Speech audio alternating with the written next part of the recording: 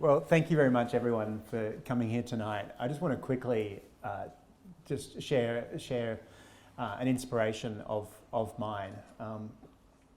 It was 25 years ago. I was living in San Francisco, and a friend invited me to come and see a play.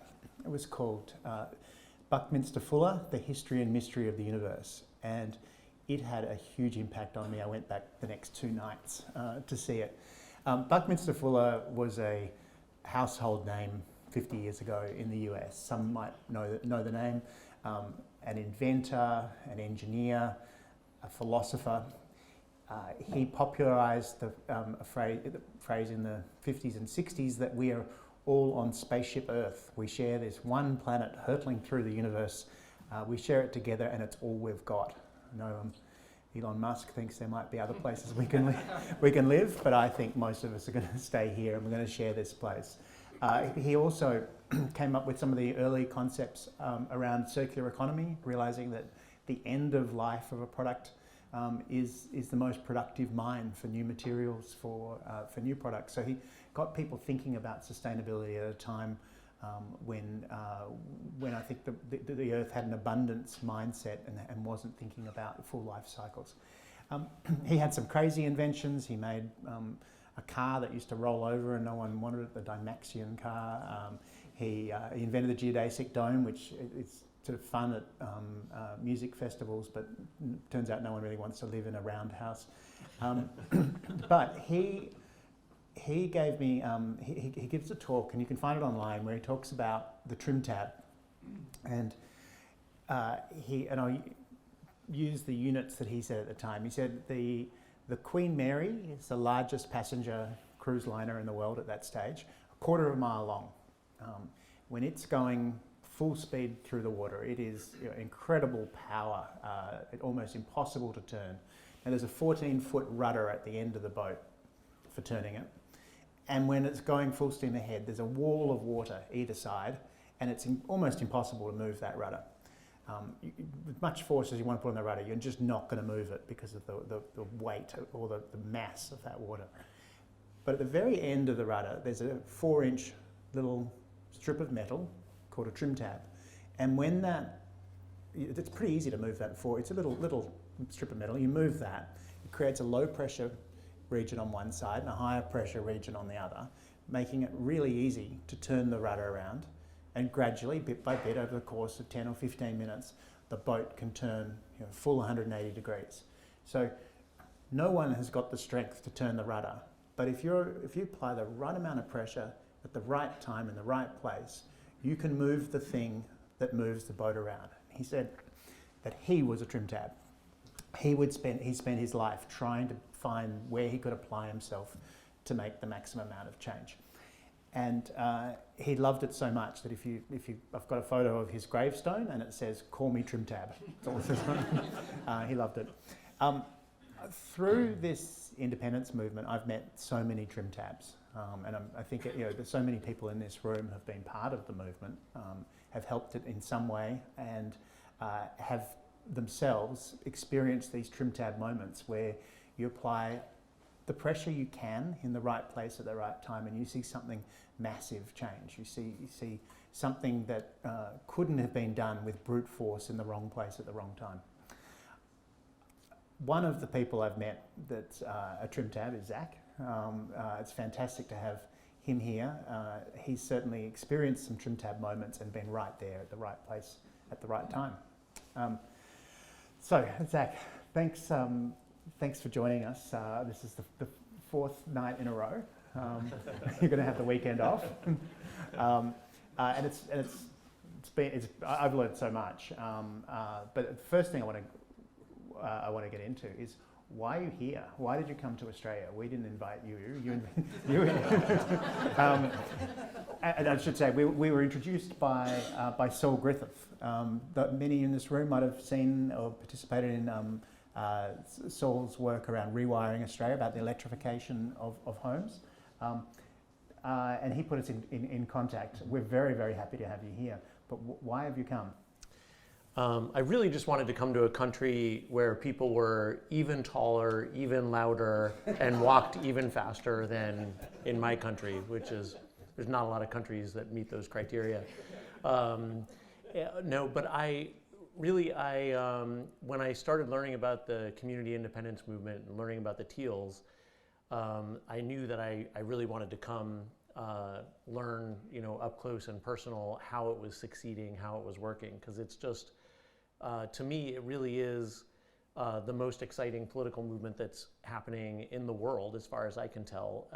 And I know that might seem strange to you when it's happening in your backyard, but try to think of another place where true independents who are standing for taking action on climate and women's rights and indigenous issues and integrity, where politicians like that are not only winning as independents, but are winning in conservative districts and in affluent conservative districts. And I know that now the movement is reaching out to all different regions in Australia. But in the world right now, you don't see anything like that happening. What you see happening is right-wing movements. There's dissatisfaction everywhere, basically, with the existing status quo parties, and I think what we see everywhere is right-wing movements, even right-wing authoritarian movements, and explicitly anti-democratic movements in a lot of cases, like in the US. They're the ones that are harvesting these protest votes. They're the ones that are building power in this moment. And so something special is happening here, and I wanted to come and really learn from it up close. And I've already learned a lot and have been really inspired by what's happening here. And I think it can happen everywhere. And I worked on a project in the US coming off of the Bernie campaign, which did elect AOC and a handful of other leaders in Congress who are in there now. And our intention was very similar to the community independent movement. We weren't really able to do it because of our first past the post system. So we had to contest our primaries. It's like our version of pre-selection. And in the end, our candidates, who are all amazing and they're doing great work, but it was hard for them to stay really independent. They kind of got, just sucked up into the Democratic party machine in the US, and just very hard for them to maneuver and really make a really make a big difference after they were in there. So I want to try again, and the colleagues I worked with on that project, we want to try again, and we want to go all the way independent, even though that should be impossible in the US. So I'm here really looking for the little tiny things that are making it work here that we might be able to bring back. Well, one of the things we say in the movement, one of the really special things about the community independence movement is that almost nobody's been in politics before, right? Yes. We're unencumbered. One of our challenges is that almost no one's been in politics before, right? So we largely didn't know what we were doing. We had to learn really quickly, make up for the institutional knowledge that we didn't have. How do you organise people really, really quickly? A lot of I live in Kooyong. A lot of people know that by the time election day came around, there were 2,000 volunteers for Monique Ryan out there. Whereas 6 months before, was about 5 or 6 people at the core of that campaign. It scaled incredibly quickly. So people know. I think a lot of people are aware, Climate 200, they see Climate 200 as a fundraising organisation. But I think one of the most impactful things we did was to bring training, to find the people who did know these skills, knew how to rapidly scale campaigns, knew how to run polling booths on election days, knew how to door knock. We had to find the best people in the movement. And we found the greatest people in Australia for that. We thought they were absolute geniuses. After the election, we read Zack's book, and we realised it was all in here. How people, not so geniuses, they just had experience. Many of them had spent time in the US and had learnt from the methodologies that Zack has documented so well here. So there's definite DNA within the community independence movement, the organising that came from from your approach, Zack. Can you tell us a little bit more about big organizing and how you, the story you've been telling about scaling, particularly Bernie's campaign, and how that compared with the other campaigns going on at the time? Mm-hmm. Yeah, so I worked on the Bernie Sanders campaign in 2016, and I joined because I knew it was going to be a really exciting movement with tons and tons of people getting involved. And we had seen this before. I worked on the Obama campaign. I worked on earlier campaigns that maybe people wouldn't have heard of, but that also brought tons of new people. And we had the same thing on all of these kind of outsider, insurgent campaigns. And remember, Obama was an outsider insurgent, Democrat, challenging the Democratic Party establishment. And that the excitement that those candidates brought, we had the same exact situation. We had tons of, just about everybody that came in were people that had never done anything in politics before. And that was also our biggest strength and sometimes our biggest weakness also. And in each one of those campaigns, we found new ways, largely using new technologies and just new possibilities that were coming along with the internet, and then with smartphones and all this technology that connects us, we were finding new ways of mobilizing people at bigger and bigger scales. Because traditionally, in a campaign, there were some campaign offices, and maybe a few people would come in and they would try to put them to work, but it was just very small scale when it came to like volunteering, door knocking, calling. And it was way smaller scale with the Democrats. The Republicans, because they've, at least for the past several decades, because they're so rooted in rural areas and also rooted in churches, they kind of had this natural, like this built-in grassroots movement that really gave them a lot of power and allowed them to really punch above their weight in terms of how much support they actually had among the people. So we were kind of looking to we were looking to be able to match that, right, on the ground, and just the internet, and then when smartphones came along, it made this new thing possible, where without staff, without anybody in a local community or even in a state, we could get people together and allow them we could provide the structure and provide the tools and some other ingredients that would let them do work and be really productive in their local communities. And so the key was, going from sort of a serial, one-on-one method where an organizer sits down with somebody and builds them up and gives them a job, to a parallel model where that could happen all over the place all at the same time. There's phrases that have come through down through your work. Snowflake, you developed further on that Snowflake model, and barnstorming.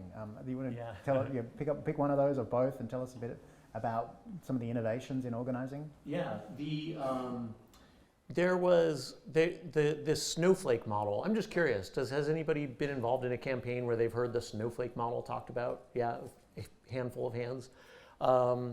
That was something that really got started, not just on how many people have heard of Howard Dean? I'm just curious again. Yeah, so that was like the first big internet powered campaign in the US. And there was part of what makes presidential campaigns in the US so interesting and so innovative is that we have to win all of these separate state contests in the primary. And each one is like a whole different laboratory and a huge effort that goes on for like a year or even 2 years. And so in New Hampshire, on the Howard Dean campaign, there was a group of organizers that were borrowing techniques from the civil rights movement, from the farm workers movement, and all kinds of other movements. And they developed this model where they would bring people together in a neighborhood for a house party. And I think in campaigns here, I think maybe it was a little bit inspired by that, with the kitchen table conversations movement. And so you bring together people, and they go through a process where they talk about the things that are really the most important for them. It's kind of facilitated by a field organizer, usually a paid staff, field organizer. And then the organizer leaves behind, ideally, a little group that continues to function. So that got further developed on the Obama campaign and was like really central to the Obama organizing in the primaries in those state contests. And it was very powerful, but the Obama campaign had like tens of thousands of organizers, and of paid organizers. And so, in just a handful of states. And so it was very labor intensive in terms of a professional organizer. And the snowflake term comes from, they tried to go beyond the one-on-one thing and really have an organizer leave behind a fully functional team, which maybe even would be able to start a few other teams. And so then if we had a screen here, you'd see a diagram of a snowflake of organizers and volunteers. The problem was, on the Bernie campaign, we wanted to build a national grassroots movement where we could use people in all of the states to help win in those early states. Because Hillary Clinton had hundreds of millions of dollars in the Democratic Party establishment. If we were going to win, if we had any chance of winning, we needed to use our people power, because we had hundreds of thousands of people all over the country saying that they wanted to help. So we couldn't go sit at all of their kitchen tables and build teams. We couldn't, there was two of us responsible for 46 states in the beginning, when the campaign started and when our team started. We had more people later, but in the beginning, for a while, it was just a couple of us. And so instead of trying to build a strategy where we went out and built one snowflake at a time, we had this image of like a snowstorm, and so we tried to create the conditions to allow those snowflakes to form on their own all over the country. And so that's basically, that was our intent, yeah. You said, so this, the Bernie Sanders campaign, you weren't quite invited to be on it, right? You went and inserted yourself. Tell us that story. Yeah, well, that's how it works on presidential campaigns. Whenever I, young people who I meet, they're like, how do I get involved in the presidential campaign? And I say, just go there. Yeah, just walk into the office, sit down at a desk, start working, and, and they say, but I don't have that much money. And I say, I'll give you the money to go I'll pay you for a week if you go do this. And they'll hire you by the end of the week because they're so desperate, for work. And if you go do a good job, I guarantee you that you'll be getting paid, in a few days. So, but I knew some people, that I had worked with on other campaigns, and there was this one moment, because I wasn't sure that Bernie was going to take off, and there was this rally where tons of people showed up, in the middle of nowhere, and I actually was living in a very conservative town in the Midwest at the time, and somebody who wasn't involved in politics at all was like, what do you think about this Bernie guy? And I was like, how did you hear about Bernie Sanders? And the next day, I was on a plane to DC, and I sat down at the desk and started working, yeah. I want to shift gears a little bit. So the biggest climate policy in possibly the world, certainly the biggest right now, is the Inflation Reduction Act in the US, which has nothing to do with inflation, right? It's an industrial policy. It has its DNA, its roots in the Green New Deal, or at least there's a through line from that. And then there's a through line that continues all the way through to Australia's Future Made in Australia policy. Yeah, can you tell us a little bit about how this idea started, not from the center of the Democrat Party, but from the work that you guys were doing? Yeah, it's one of my favorite stories ever of how a little bit of leadership, and this was totally a trim tab moment, right, where a little bit of leadership at the right time can really change everything. And we can't take full credit or even too big of a chunk of credit for the IRA, but I think the Green New Deal was one of the required ingredients to make the IRA possible, because it kind of cleared away an obstacle to doing industrial policy in the US. It got progressives and environmentalists completely on board with industrial policy and thinking about how do we build clean industries as opposed to only how do we keep oil in the ground, right? We need both. We need to keep it in the ground, but we also need to build a replacement for the dirty economy that we have today. And so that project that elected AOC, we had a bunch of candidates running. She was the only one who won in the first time around. But the platform that they were running on was the Green New Deal. Nobody ever heard about the Green New Deal because our movement didn't really become a huge famous thing until AOC won. And when she was about to go into Congress, it was just a few days before she was going to be sworn in as a congressperson. And I got a call from the Sunrise Movement, which was a youth group that was organizing all around the country. And they said, we are going to do this crazy thing. We're going to do a protest in Nancy Pelosi's office, calling on her to do more on climate. And that was a really brilliant move for them to do, because Trump had just won, the Republicans had just won control of the Senate, but the Democrats had retained control of the House, and Nancy Pelosi was the leader. And there were some questions about whether AOC and some of the other new progressives that were elected were going to try to challenge Pelosi and challenge her leadership and try to get somebody more progressive in as the Speaker of the House. At the same time, there were wildfires raging all over the West and California, and it was really big news. So those were like sort of the two stories, on repeat on the cable news. And so they were going to be doing this protest in that moment. So what was great about it was, instead of just, yelling at the Republicans who, say that climate is a Chinese hoax, they were going to act like a trim tab. They weren't going to try to just move the Republican Party and move the entire country's mindset. They were going to try to move the Democratic Party. And the Democratic Party was movable. They were vulnerable, right?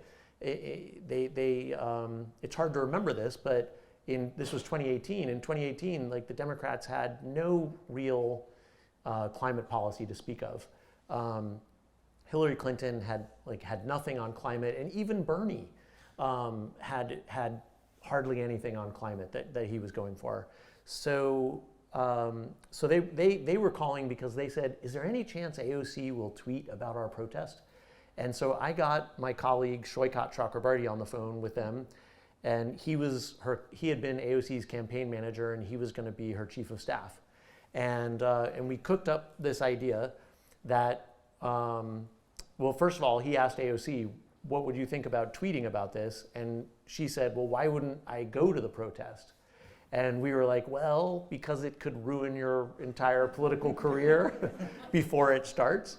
And she was like, but isn't this why we ran? Like, isn't this why we did this? And we're like, yes, I guess so, yes. So we were kind of amazed at her bravery there, because, it's kind of like, imagine showing up at your first day on the job, in a new job, and like, the first thing you do is walk into your boss's office, like, not even the boss, but like, not even your boss, but like the president of the company, and just like chewing them out. And, I had a colleague who had a different way of explaining that situation that was much more graphic.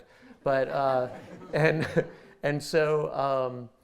so we were amazed that she was going to do this. But like, so we asked the Sunrise organization, okay, well, what is your demand? And they were like, well, we're a democratic, decentralized, consensus-based organization, so we don't have a demand. And so we were like, well, what if AOC brought a demand? And so she brought the Green New Deal. And we stayed up all night, and we wrote this resolution that she called to be introduced. And it was a real trim tab strategy, because we weren't saying the Democratic Party must endorse this giant package of industrial policy today. We were saying, use these 2 years in the House when you're not going to get anything done, and create a committee, and it'll be a committee for a Green New Deal, and use these 2 years to call in experts and build a plan for the complete transformation of our economy in 10 years. And everybody said, oh, that's crazy. 10 years is too short. We can't transform the whole economy.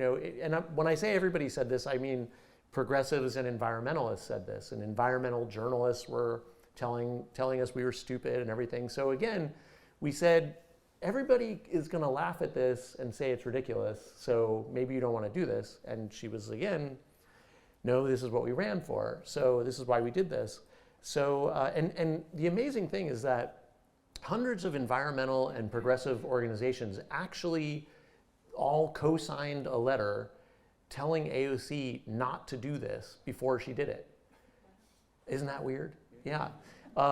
And they because, they all had their little amendment to an amendment to a bill that they were hoping, that they were just this close to getting passed. Does this sound familiar to any of you that work in politics? And and so, but she went and did it, and it was huge news because of that moment that it was in. And the media was saying, is this with the wildfires burning on TV, they were saying, is this the challenge to Nancy Pelosi's leadership? And so the Green New Deal became famous. Within 2 weeks, all of those organizations had endorsed the Green New Deal. We went around and met, and explained it to everybody afterwards. They were so angry with us, they just hated us, but they all endorsed it. And something like 150 Democratic members of Congress, which was, almost half of them, endorsed it in the House. And a few months later, even a major, really important senator volunteered and said he wanted to co-sponsor another take on it with her. And we were totally expecting him to want to water it all down, but he didn't. It was crazy. So the result was not that we got the Democrats saying we're going to change everything in 10 years, but they did commit to a goal of net zero by 2050. And that was just a huge advance for the Democrats. So, yeah. Yeah, and now you have Inflation Reduction Act is a green industrial policy that's looking like it's going to invest $1 trillion in decarbonisation over the next decade or so, right? Yeah, and we, not trying to take credit for that, but I think we helped clear the way. And the other things that made the IRA possible, I think, are really interesting. One was that Trump, won in 2016 by being super racist and xenophobic, but that only gave him a quarter of the vote. His other quarter of the vote came from real economic populism, which included industrial policy. And he, in every one of his rallies, he said this one thing over and over and over again. He said, the politicians dismantled your means of making a living, and which is like Marxist, and change one word, and he's talking about the means of production. And he said, I'm going to rebuild it. So of course he didn't rebuild anything. But because he went there, this really pathetic thing about the Democrats is they can take any populist position on economics that the Republicans have taken. Then they feel comfortable doing it, So so that opened up one possibility. And also there were all these policy people in the Biden administration that had been through the Obama administration, and they really felt like they could have accomplished more, and they wanted to, and so they supported Biden. And luckily Biden, everybody says he was too old, but he was old enough to remember a time when there was industry in the U.S. and he actually got it, So you had this great combination of these young policy people in his administration that were ready to think about industrial policy being supported by this guy who actually remembered, what that was. Cool. So let me get to the big question, I think, on a lot of people's lips right now, is can Kamala win at this coming election? And tell me, what is her path to victory? Yeah, she can absolutely win. She doesn't have it all wrapped up, but it's kind of good actually in the way that, American elections work, maybe all elections. If she didn't look like the underdog right now, if it didn't look like it was going to be a struggle, that would be a bad thing right now, because then the media is it the same here? When a politician is doing well, the media is only going to write one story about them. And it's just tearing them down. Whatever they have, they're just going to tear the politician down if they're up. So still time, right? There is still time, yeah. But she might time it just perfectly. It might be it might just work out perfectly. If she just keeps hanging there and doing a good job. But if it stays close, part of the reason we need that is because we don't have compulsory voting. We need people to feel like their vote actually matters. So in those swing states, everybody else knows that their vote doesn't matter. But in those battleground states, this year it sort of feels like we have one battleground state, and it's Pennsylvania. And I just listened to a podcast this morning about the media expenditures. Kamala just has raised like $500 million in small donations over the last 6 weeks, and which is crazy. It's all small dollar donations coming in over the internet, and basically it sounds like all of that money is going into TV advertising in Pennsylvania, which is probably what they should be doing. And so I feel sorry for the Pennsylvanians, so I think we need to have that tension, right? Of like, there's a reason why I need to figure out where my polling place is. I need to get my ID, and I need to, we have all these obstacles to voting. So we need people to feel like it's going to make a difference. Yeah. You were mentioning earlier that the short amount of time that her campaign has had is actually probably an advantage. Yeah, absolutely. It's if they had more time, the Democrats would figure out how to lose it. They would have, we saw that with the Biden campaign, right? Democrats, like the culture of the Democratic Party is, sorry I'm criticizing, I know, are you confused that I'm criticizing the Democrats so much? But, we've got a real problem, the Democrats are with like 90% of the American people on most of the issues, most of the big issues that we talk about when compared to the Republicans. The Republicans want a total abortion ban, even for the 12-year-old girl that was raped by her stepfather, whose life would be in danger, by having a baby.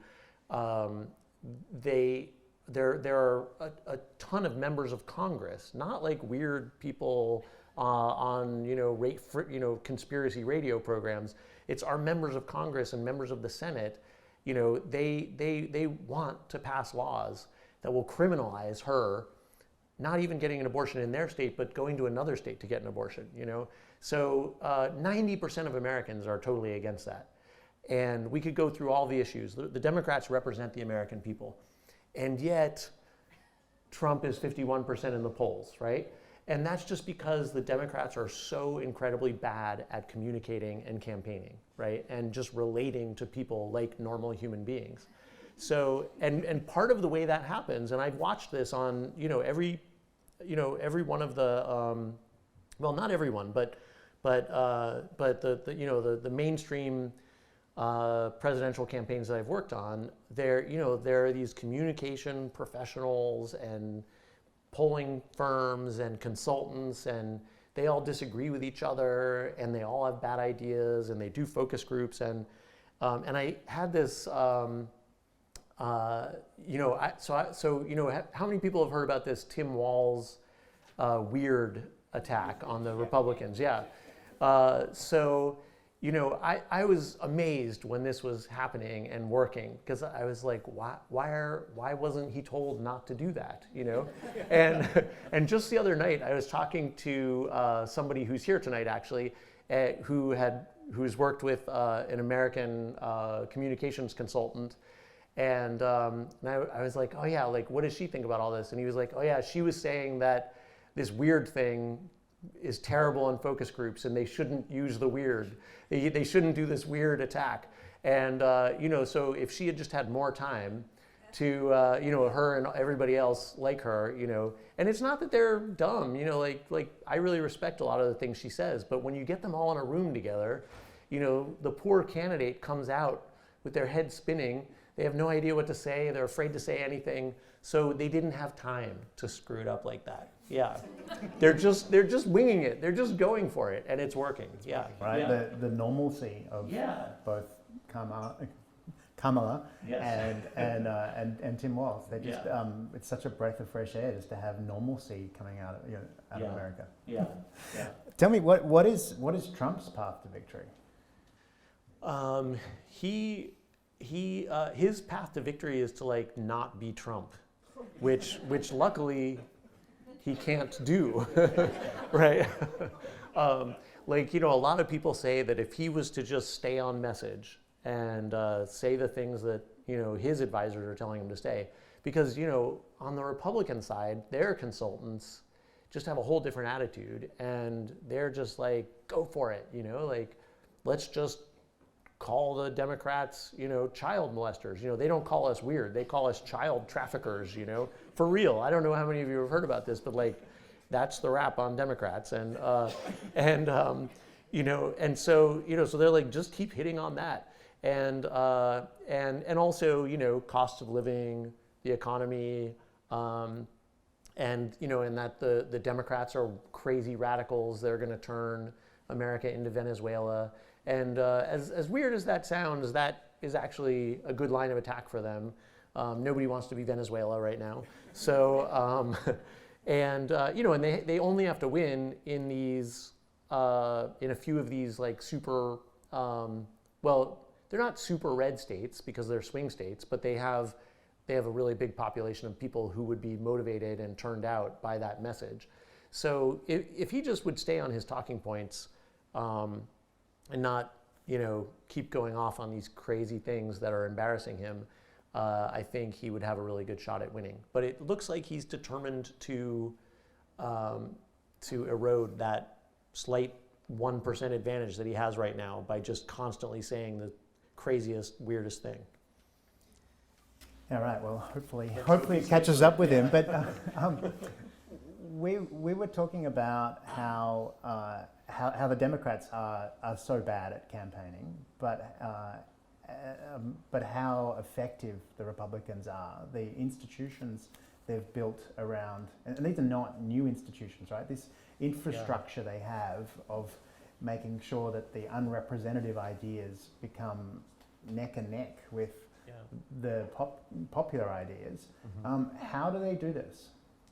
Yeah, in so many ways, unfortunately. One thing that's really important is the Republican and conservative and right-wing donor class is also just totally different than the progressive donor class.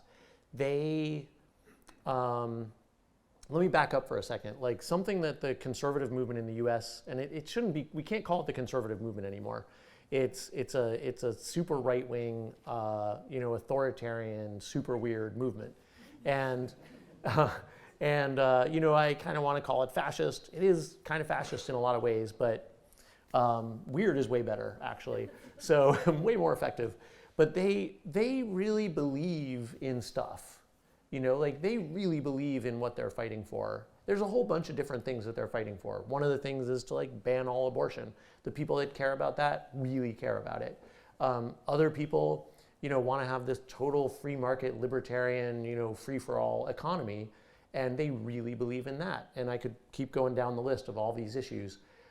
They're also kind of united by, not completely united around the exact same vision of what kind of society they want in the future, but they're united in this way where the different factions are like kind of compatible with each other.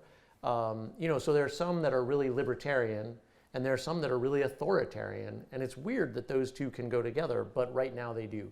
If you're into history, it's really similar to like Germany in the 1910s and 20s and 1890s even, when you had all these different factions of a super, authoritarian, but also there were libertarians back. There were the Ordo liberals, right? And they weren't all super anti-Semitic, but a lot of them were, and others just sort of replaced the Jews with something else, and so that's sort of the state of the right wing in the U.S. right now. But they all really believe in whatever version of it that they're into, and and that includes like this vast multitude of evangelical Christians who get together at churches. It's not all evangelical Christians, but these days it's like a big majority of them who they get together once or twice or 3 times a week at a place, like this, like what we're doing here, they do every week. with their neighbors. And those churches, like the pastors are preaching Trump, really, like, and they're telling everybody, go get out the vote or go to hell, and they're not joking. They're very literally, they mean that. So they really believe. And so their billionaire donor class also believes. And they have a long-term vision of transforming our society. And this has been going since the 20s. There's a great book, if you want to read about this history in the US, called Invisible Hands by Kim Phillips Fine. And it talks about how this started in the 20s. And these billionaire donors and multi-millionaire donors have these 20, 30, 40, 50-year plans. For example, they've flipped like dozens of our state legislatures from Democratic to Republican with these really long-term plans where they funded local candidates and local campaigning organizations and churches and community organizations. And they never stop the money. The money is always flowing very consistently to all of these different kinds of organizations, including policy think tanks and everything. I like the contrast you gave me with the billionaire donor class for the progressives in the US. Yeah, I get calls from them, and people like me, campaign types in the US, we get calls like 2 months before the election. They're like, I have a great idea. This is the most important election in the history of America, and I have a great idea for how we can turn voters out. Can I give you some money to build an organization to do X, Y, and Z? And I'm like, no. Call me after the election and we'll talk about 4 years later. Yeah.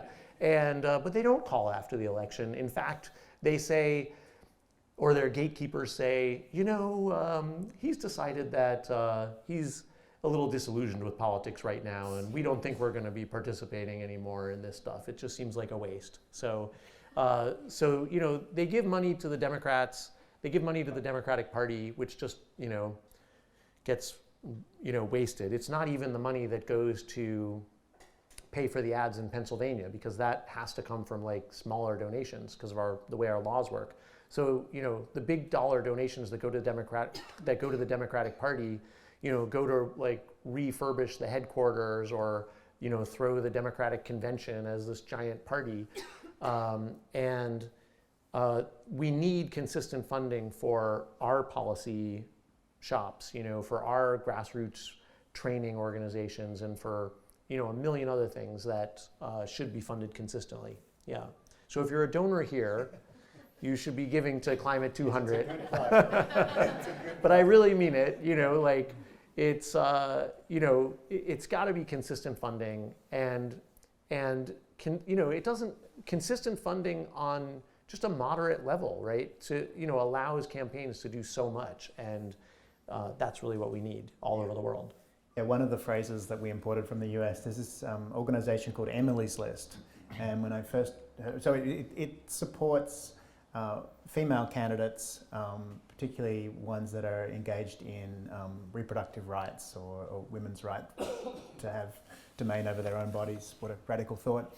To help them advance through politics. And I was, when I first heard about it, I looked up to see who Emily was, who's it's named after. It's not, Emily wasn't a person. Emily is an acronym which stands for Early Money is Like Yeast. Early money is like yeast because it helps to raise the dough. And it's absolutely true. That consistency of building the infrastructure is critical. But I'll end my plug there. But I'll ask, the media played a very big role in Trump's elevation to be from a joke candidate to a credible candidate, and obviously a victorious one in 2016. Mm-hmm. You've talked about how the media landscape has changed and kind of bifurcated, right? Or there's two different changes. I'd love you to tell us a bit more about that. Yeah, it's true. Trump was such good entertainment, that the mainstream media, it's not just Fox News, and thank you very much for that. But it's the mainstream media was, they couldn't get enough of Trump. There was this moment in the 2016 campaign when Trump was going to come out to speak, and so the cameras were all set up, and he just waited off stage, and all of the cable news, all the live news channels, just had this empty podium with the commentators, talking about Trump. And he just stayed off stage and just waited and waited. He's like watching the news on his phone. And he's just like, how long are they going to talk about me until I go out there? And, they were obsessed with Trump. And people did analyses of how much more airtime he got than Clinton. And it was really just because he was so entertaining. This was not a case of in the case of Fox, yes, it was a case of, this corporate and ideologically motivated media wanting to plug Trump. Although Fox didn't actually support Trump in the beginning. Fox actually opposed Trump, which is hard to believe now, but during his primary when he was running. And so this wasn't a case of the corporate media, wanting to support this guy who's going to cut their taxes. It was just entertainment. So Trump is there lying, and the media is running over to Hillary Clinton and saying, did you really do this? Did you really say this? Repeating all of the lies constantly, because that's how the mainstream media saw their job as journalists, right? They kind of weren't, this was like what's the word for that? It's like, it was like an exploit, right, of this weak system. Yeah. The media was, conducted itself in a way that assumed that we would have like two sort of, democratic and somewhat honorable sides. And that had been eroding for a long time. Like the Republican Party of George W. Bush also lied and lied and lied and lied. They didn't try to overthrow our government though, but they lied like crazy and were just totally dishonorable. And that's part of how George W. Bush got elected. So with Trump, after Trump was elected, the mainstream media kind of did some introspection, and they said, maybe we shouldn't treat these two sides exactly the same, because we actually have a totally bad actor here who's, exploiting our, journalistic integrity or our attempt at it. And so they've changed their behavior. So now instead of taking the lies and going over to the other side and hectoring them, doing Trump's bidding, instead they stop it right there and they say, no, that's a lie. And you can see this. It's not perfect, but this is happening somewhat. So you can see, like, they tried to attack Tim Walz by saying that he was lying about his military record, and there was some of the mainstream media going over and being like, did you lie about your record? But I would say it's like 90-10, where 90% of the time they're just stopping it right there. They're saying, no, sorry, that's a lie. And they're not carrying it on. So that's the side of the media that's... Yes, sorry. So that's a part of the media that is acting in good faith. Yeah. But the media landscape has also shifted on the other side as well. Yeah, there's, Fox News obviously does not act in good faith. And they repeat the lies and amplify the lies. But now there's also this huge landscape, which collectively is much, much bigger than Fox News, of, streaming channels, which people now can watch on their TVs. But of course, they're watching them on their phones even more. There's just like a million websites that people are getting their news from. This huge ecosystem of super right-wing, conspiratorial, just completely wacko media is really powerful. So powerful that my Iranian Uber driver, who drove me over here, was lecturing me about what a great guy Trump was and how my election was stolen. And I was like, where are you getting your news? And he's watching all of these weird American websites, So, and he had everything verbatim, and this isn't completely new. There was this huge ecosystem of right-wing radio, which was very, very powerful.